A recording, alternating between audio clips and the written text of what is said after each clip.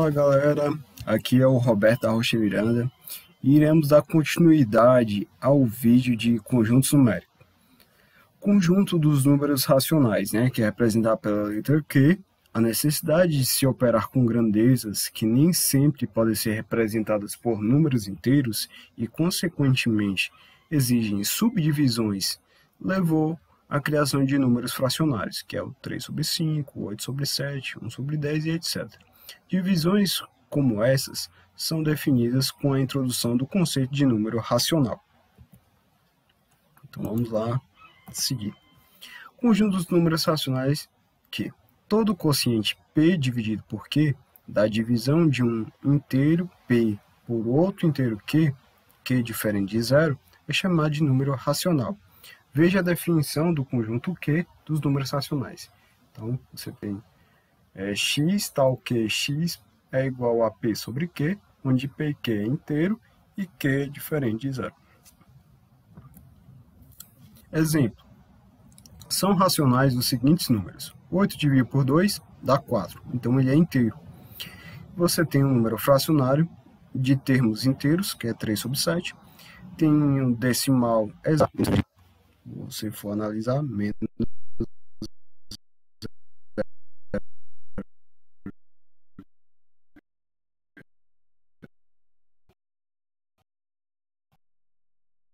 375, um decimal exato. 5 sobre 9 é igual a 0,555, que é uma dízima periódica. Conjunto dos números racionais. Em resumo, são números racionais os números inteiros, os números fracionários, os decimais exatos e as dízimas periódicas.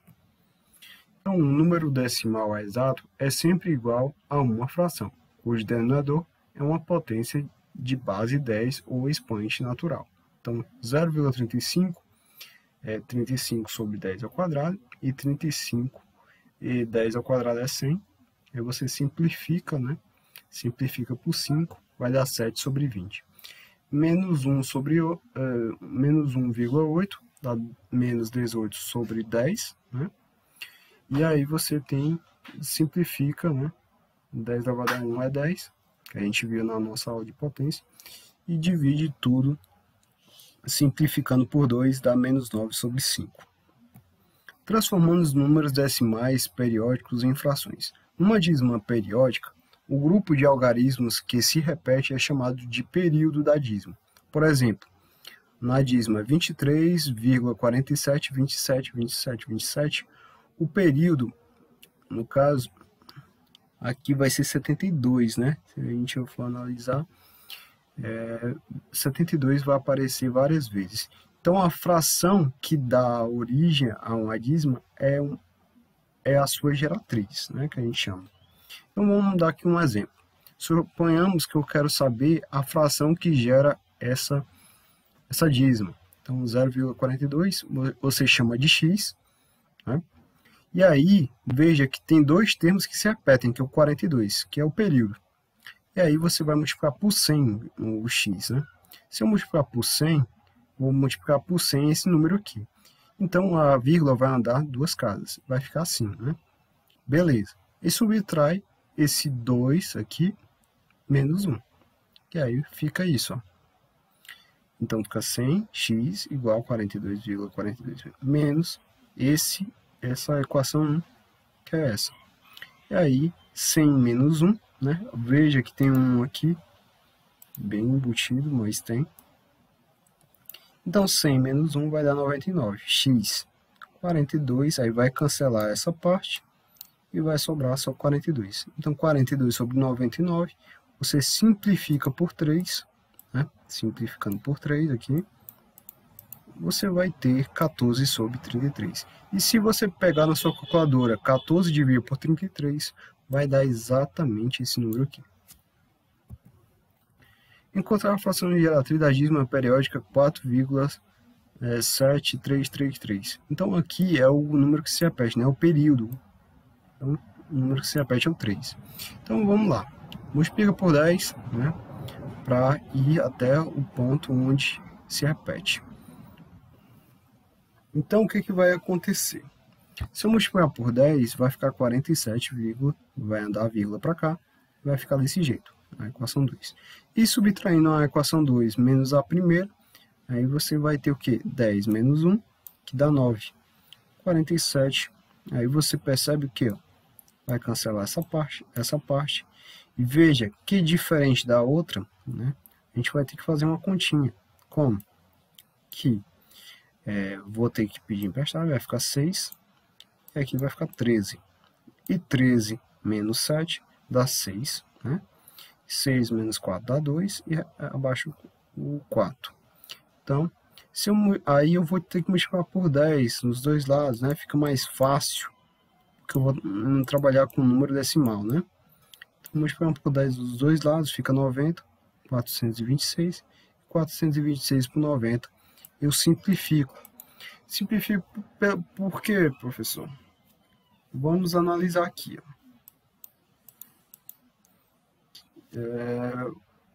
Vou dividir por 6, né? Por 6. Simplificando por 6, 90 dividido por 6 é 15. E é porque eu fiz logo direto, certo?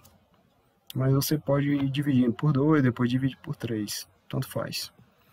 Conjunto dos números racionais, né? Podemos representar os números racionais por pontos pertencentes a uma reta orientada, bastando para isso subdivisões convenientes dos eixos dos inteiros. O que você percebe aqui, a posição de cada elemento, né? Você vai 0,33 vem depois do zero, muito bem. 1,5 exatamente equidistante de 1 e 2, 0,6 vem um pouco depois do 0,3, e assim por diante você tem essa ideia geométrica, né, de onde colocar os pontos. Conjunto dos números reais. Vimos anteriormente que os únicos números decimais racionais são os exatos e as dízimas periódicas. Existirão números decimais que não sejam exatos nem dízima, ou seja, números decimais não racionais. Aí a gente tem um exemplo. Veja a figura a seguir. Ela mostra um triângulo retângulo cujos catetos medem 1 unidade. E veja o cálculo da hipotenusa. Então aqui você tem um cateto medindo 1 e o outro medindo 1. Se você aplicar o teorema de Pitágoras, você vai encontrar a hipotenusa igual a raiz de 2. E raiz de 2 não é racional, né? Extraindo a raiz quadrada de 2, podemos levar ao número 1,41, 42, 13, 56, 23 e 7. Então é um número que não é racional. O conjunto dos números reais, né? Os números com raiz de 2 são chamados números irracionais, né? A gente viu que o raiz de 2 não é racional, então ele é chamado de irracional. Sua representação decimal não é exata e nem periódica. De modo geral, o número racional é todo número que, escrito de forma decimal, é infinito e não periódico. Veja um exemplo. Aqui você percebe que é infinito e não é periódico, não se repete o padrão da repetição como uma dízima periódica, certo? O π é um dos mais conhecidos, né? A gente percebe aqui, ó, a quantidade de números que a gente coloca a aproximação de 3,14, né? Mas esse aqui é a quantidade de números que aparece no π, né? E é infinito, né?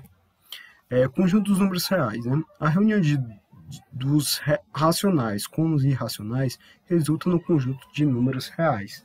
Ele é a partir de agora o nosso universo numérico. Então, aqui os reais, x é racional ou irracional. Visão geral dos conjuntos numéricos. No nosso estudo, você deve ter notado como os conjuntos numéricos naturais, inteiros, racionais, reais foram sendo construídos. Na verdade, cada um deles amplia o anterior, com o acréscimo de novos tipos de números. Então você tem os naturais, aí acrescenta os números negativos, vai dar um inteiro. Aí os inteiros acrescenta os racionais fracionários, aí vai dar os racionais. E acrescenta os irracionais, aí vai dar os reais. E aí você tem a configuração, né? Aqui aqui está meio cortado, mas aqui é o n, né? Os naturais, que é o menor conjunto. E aqui vai crescendo, né? Ó, aqui vai crescendo esses conjuntos aqui, certo?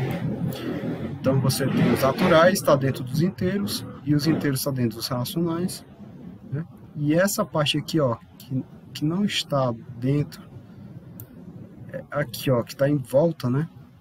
Em volta, é os irracionais, né? Irracionais está aqui dentro, né? Você percebe que com a seta aqui, mas aqui, ó, tá os irracionais. Aprender por IR, né? E o números reais como pontos da reta, né? O conjunto reais dos números reais podem ser colocados em correspondência com um conjunto de pontos de uma reta. Para isso, definido um sentido positivo, indicado pela seta, e o ponto O, chamado de origem, associado ao zero, uma unidade de medida arbitrária, que é a unidade U. Esta reta, damos o nome de reta real ou eixo real. Aí os números reais nos pontos da reta, né? Aqui você tem o 0, o 1, menos 3 e 5. Aqui, ó, é menos 3,5 para cá. Temos o 4, o menos 2, né? E aqui você percebe essa orientação. Na representação, o A, que é o ponto 1, é a abscissa ou a coordenada do ponto A, né? Em geral, escrevemos P de x para indicar que o ponto está associado ao número x. Números reais com pontos da reta. A reta estabelece uma ordenação para os números reais, expressos pelas relações de desigualdade, sendo A e B dois reais distintos. Temos que A menor que B, significa que a reta real está à esquerda de B, e se você tem o A maior do que B, significa que a reta real está à direita de B. A relação de A menor ou igual a B e a relação de A maior ou igual a B indica que você tem essas duas conformidades em uma mesma simbologia, ó, né? Você percebe isso. E é isso, né?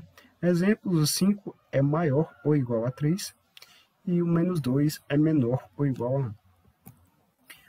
Aí você tem um P menor do que 0, né?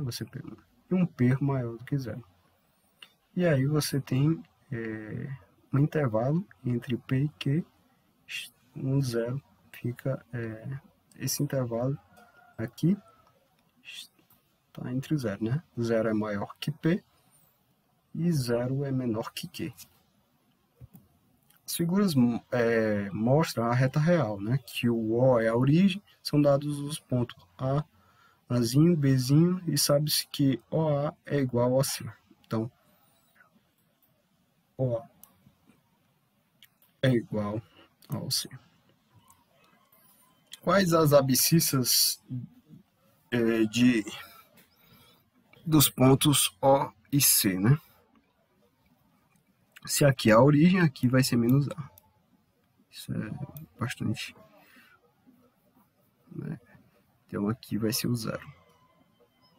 Seria isso. Complete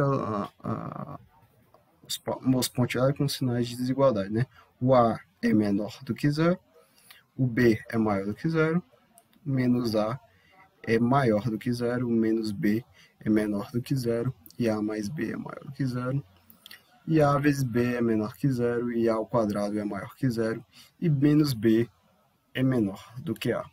Então, a gente finaliza, né, a nossa aula de hoje, que é sobre conjuntos numéricos, uma breve revisão, né, bem rápida. Espero que tenham gostado e que vocês possam explanar esse assunto fazendo atividades, né, revendo algumas questões do livro, ou então resolvendo questões pela internet. Agradeço demais a presença de cada um de vocês e se você tiver alguma dúvida, comente no vídeo e dê alguma sugestão e também dê um joinha, compartilhe com seus amigos para ter acesso a essa aula, tá bom? Obrigado e até mais.